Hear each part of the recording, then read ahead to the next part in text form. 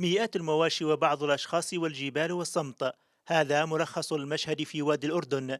المتناقضات التي تظهر في تلك الخلفية الوعرة من التلال التي تشق قممها الحادة سماء الضفة الغربية تعكس التعقيدات التي تبدف المصراع الشرس للسيطرة على وادي الأردن، وكذلك التحديات التي تواجه الفلسطينيين في إدارتهم لشؤون تلك المنطقة، بينما يسعى المفاوض الفلسطيني إلى تحقيق تقدم في مباحثات السلام.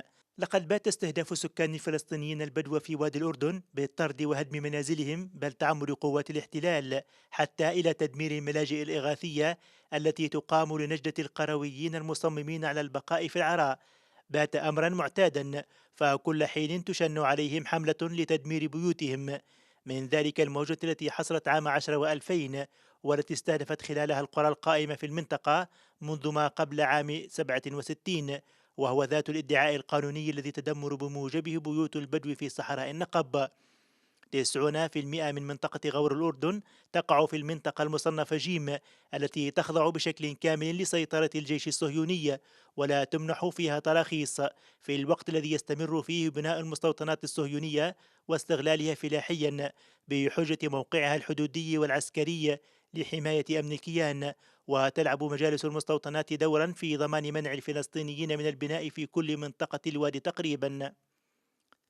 توثيق الوضع الحالي الناجم عن الاحتلال لوادي الأردن وأثر ذلك على السكان الفلسطينيين الأصليين في المنطقة بات أمرا ضروريا، رغم الحديث عن مجهودات من قبل دائرة شؤون المفاوضات في منظمة التحرير، وكذلك من مكتب تنسيق الشؤون الإنسانية التابع للأمم المتحدة. أما ادعاءات نتنياهو بشأن الضرورات الأمنية لإسرائيل فهي بلا أدنى شك غير صادقة، وهي مؤشر آخر على أن الدولة الفلسطينية التي يتحدثون عنها إذا ما قامت فلن تكون غير مستوطنة في دولة يريدها الكيان.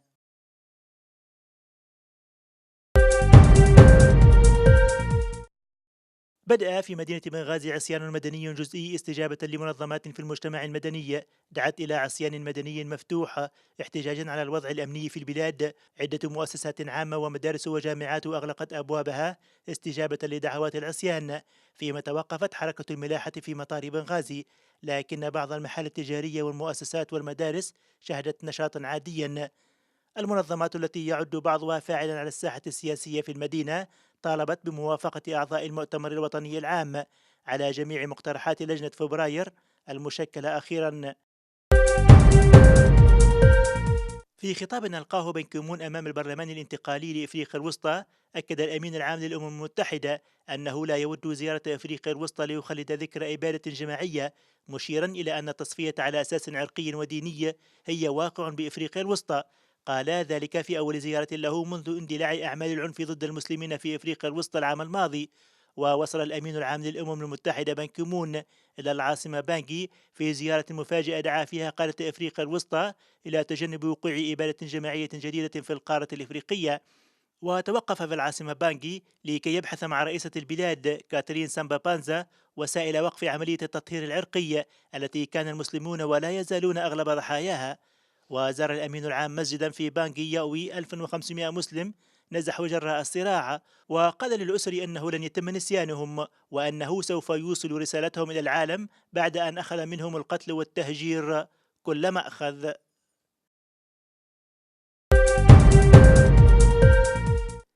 في أول رد فعل له على الأحداث التي شهدتها مدينة بجاية التي أدت إلى إلغاء التجمع الذي كان مقررا أن ينشطه عبد الملك سلال لصالح المترشح عبد العزيز بوتفليقة، عبر علي بن فليس أكبر منافسي الرئيس المنتهي ولايته في الانتخابات الرئاسية الجارية في 17 من الشهر الحالي، عبر عن أسفه بعد أعمال العنف التي أجبرت حملة بوتفليقة إلى إلغاء تجمعها في بجاية، وذلك بعد هجوم متظاهرين معارضين لعبد العزيز بوتفليقة على قاعة الاجتماع، وأسفر عن سقوط 15 جريحا منهم رجال شرطة إضافة لطاقم صحفي.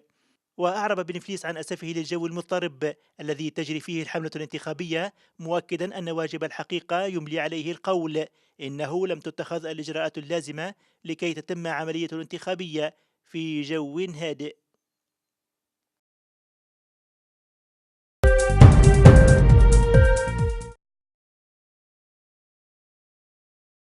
قررت فرنسا إلغاء مشاركتها في مراسم إحياء الذكرى العشرين لحملة الإبادة التي شهدتها رواندا بعدما اتهمها الرئيس بول كاغامي بالمشاركة في المجازر التي أودت بحياة 800 ألف شخص في 94 و900 وألف.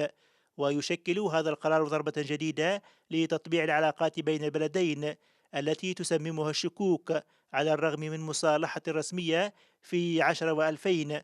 ويتركز الخلاف على مسألة دعم فرنسا وجيشها لنظام الهوتو الرواندي الذي ارتكب الإبادة ضد أقلية التوتسي.